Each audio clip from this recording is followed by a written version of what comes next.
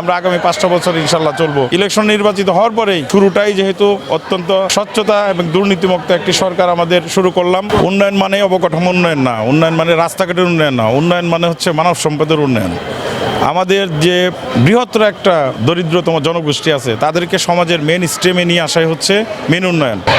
আজকে সমস্ত মানুষকে নিয়ে, সমস্ত শ্রেণীর মানুষকে নিয়ে একটি আনন্দের দিন ইসলাম ধর্ম অনুযায়ী।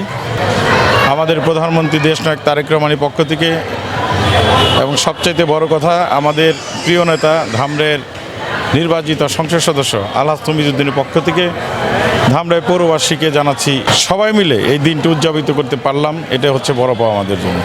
বিগত 17টি বছর দেশে কোনো গণতন্ত্র ছিল না, মানুষের মধ্যে সুখ শান্তি ছিল না। আপনারা জানেন পরিবহন সেক্টরে চাঁদাবাজি ছিল, মানুষ খেটে খাওয়া মানুষ যে ন্যূনতমভাবে ঈদ করবে সেখানেও দ্রব্যমূল্যের প্রচুর ঊর্ধ্বগতি ছিল।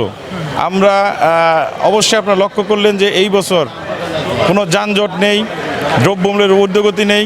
একজন সমাজের নিচু মানুষটা, আয়ের মানুষটাও আমার মনে হয় খুব স্বাচ্ছন্দ্যভাবে ঈদটি উদযাপন করতে পেরেছে। এটা আমাদের বড় অর্জন এবং আমরা চাই এই ধারাবাহিকতা অব্যাহত থাকুক।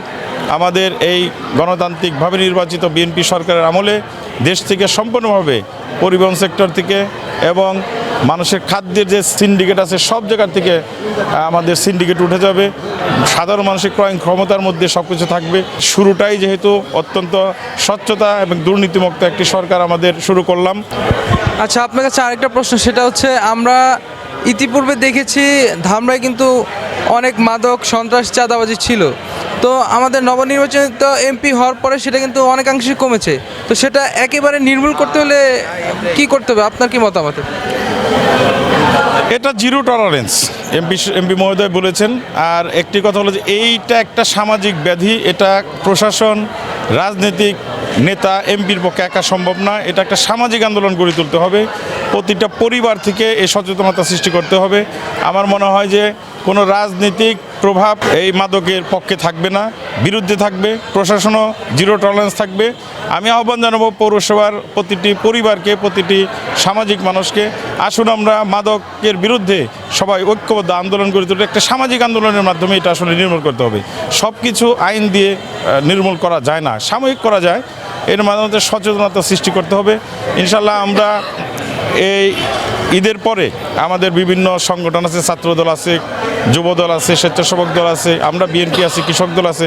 আমরা এই সচেতনমূলক প্রোগ্রামগুলি হাতে নিব, জানি এই ধামরাই পৌরসভায় সম্পূর্ণভাবে মাদকমুক্ত, সন্ত্রাসমুক্ত একটি পৌরসভা আমরা গড়ে তুলতে পারি। আলহাজ তমিজউদ্দিনের নেতৃত্বে সেই প্রতিশ্রুতি আমাদের ভিতরে আছে, আমরা করবো ইনশাল্লাহ। দেখেন, উন্নয়নের ডেফিনেশনটা একজনের কাছে একই রকম।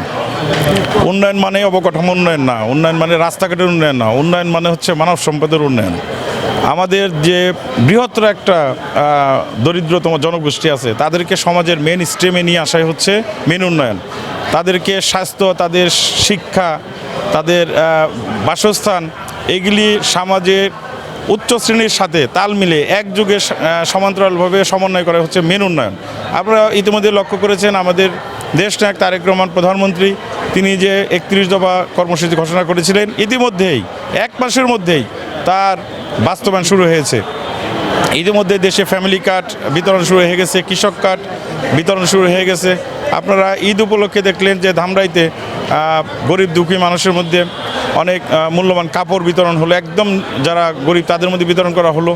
10 লক্ষ টাকা আসছিল মাননীয় এমপি মহোদয় নিজে, ইউনিয়ন মহোদয়কে নিয়ে, আমাদেরকে নিয়ে একদম স্বচ্ছভাবে এর আগে এইভাবে হয় নাই, সেগুলি বিতরণ করা হয়েছে একদম মানুষের মধ্যে।